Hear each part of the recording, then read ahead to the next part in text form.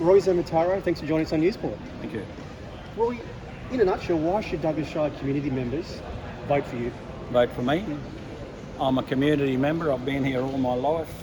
I've contributed to the community all of my life, and more importantly, I've had 8 years' experience in council, so I know the machinations of council. Just on that, Roy, there's some public sentiment that council hasn't achieved much over the past 4 years.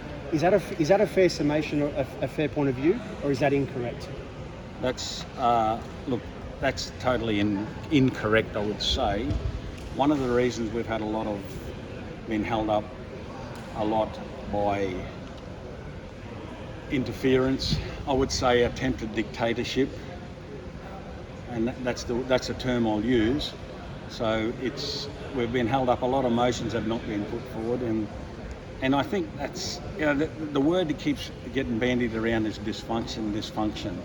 It's not dysfunction. The dysfunction hasn't happened in this term of council. It's been the attempt at dictatorship that stopped us from pushing stuff forward. Every time I ask a question, it's, oh, that's operational, we can't talk about that, you know?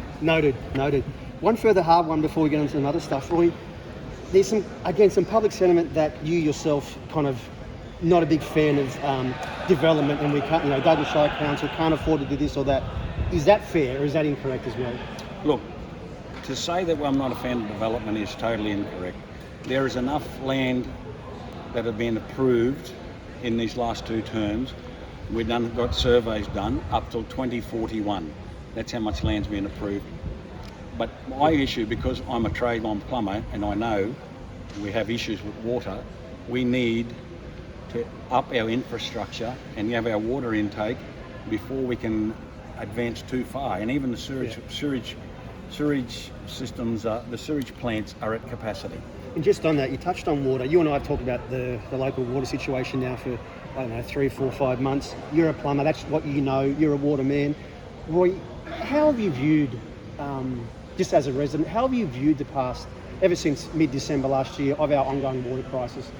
How have you seen it? How do we go forward? Well, look, the talk is always about there's been turbidity that stopped the filters working. But it hasn't just been turbidity. There's been a lot of broken pipes that have caused it. I know on the 17th of December last year, I got a call from council because all the roads were cut off. Can you go and shut the water off at Newell Beach? Because we have a busted water pipe at the caravan park.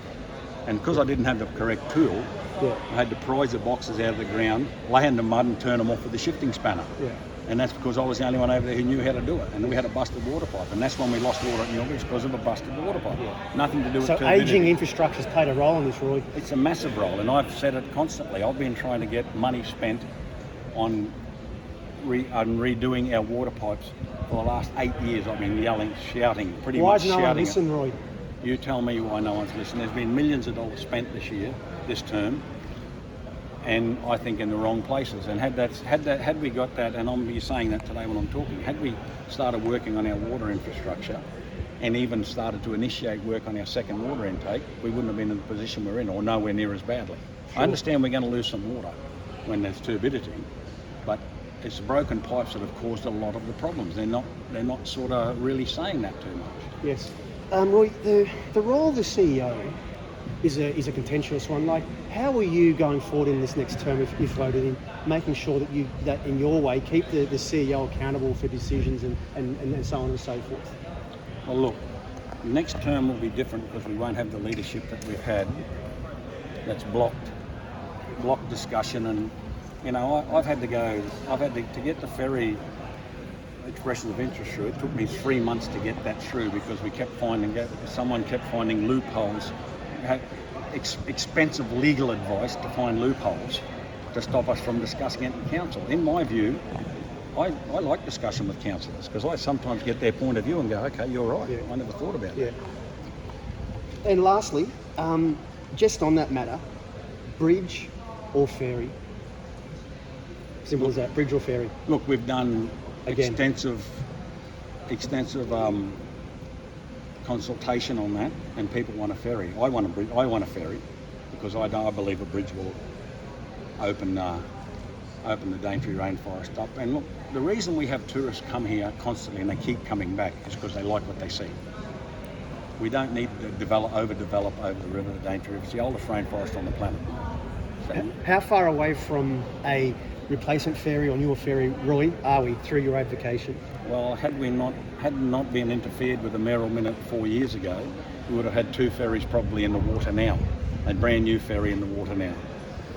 It was only obstruction that took it away from private enterprise. Private enterprise were doing, the company were doing a great job, and they had already plans to build a new ferry. So there would have been a new ferry in the water probably 3 years ago. Roy Zammataro, thanks for your time. Thank you. Thanks, Roy.